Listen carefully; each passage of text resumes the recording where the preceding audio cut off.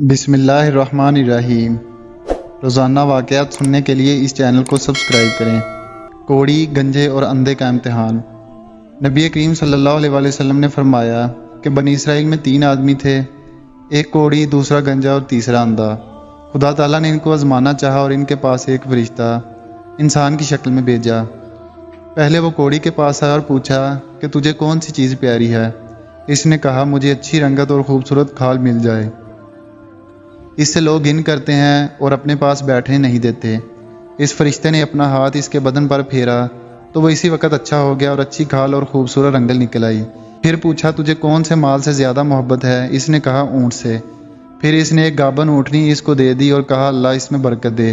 اس کے بعد وہ فرشتہ گنجے کے پاس آیا اور پوچھا تجھے کون سی چیز پیاری ہے؟ اس نے کہا میرے بال اچھے نکل آئیں اور یہ بلا مجھ سے جاتی رہے جس سے لوگ نفرت کرتے ہیں۔ فرشتے نے اپنا ہاتھ اس کے سر پر پھیر دیا اور وہ فوراً اچھا ہو گیا اور اچھے بال نکل آئے۔ پھر پوچھا کہ تجھ کو کون سا مال پسند ہے؟ کہا گائے۔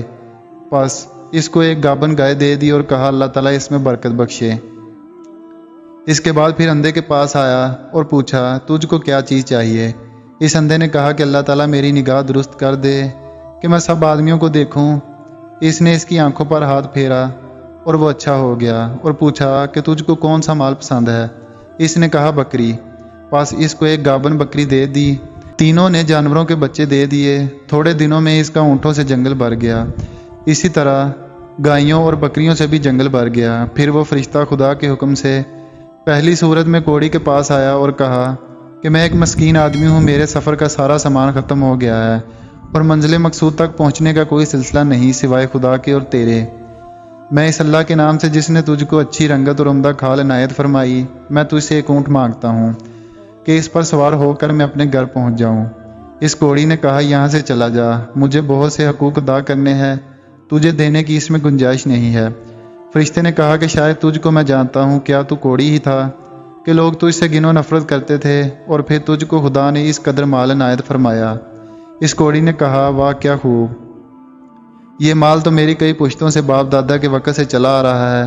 فرشتے نے کہا اگر تو جھوٹا ہے تو خدا تجھ کو ویسا ہی کر دے جیسا تو پہلے تھا۔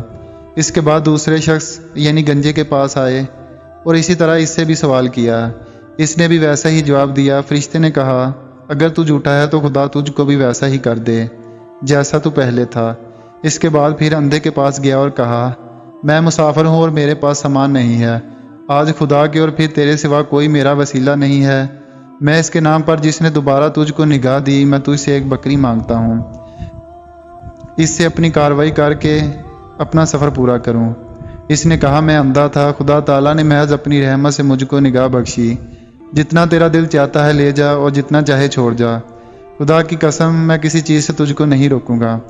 فرشتے نے کہا کہ تو اپنا مال اپنے پاس رکھ، مجھے کچھ بھی نہیں چاہیے، فقط تم تینوں کی آزمائش مقصود تھی۔ سو وہ پوری ہو گئی، خدا تجھ سے راضی ہو اور ان دونوں سے ناراض ہوا۔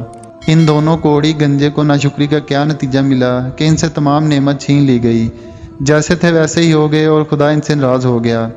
دنیا اور آخرت میں دونوں نامراد ہوئے۔ اس اندھے کو شکر خداوندی کی وجہ سے کیا عوض ملا کہ اس کے مال میں مزید اضافہ ہو گیا، خدا اس سے راضی ہوا اور دنیا آخرت دونوں میں کامیاب ہوا۔ آخر میں آئیے ہم سب مل کر دل کی گہرائیوں سے دعا کریں کہ اللہ تعالیٰ ہمیں ان تمام واقعات سے سبق اور عبرت حاصل کرنے اور نیک مال کر کے اپنی آخرت بنانے کی توفیق عطا فرمائے۔ آمین۔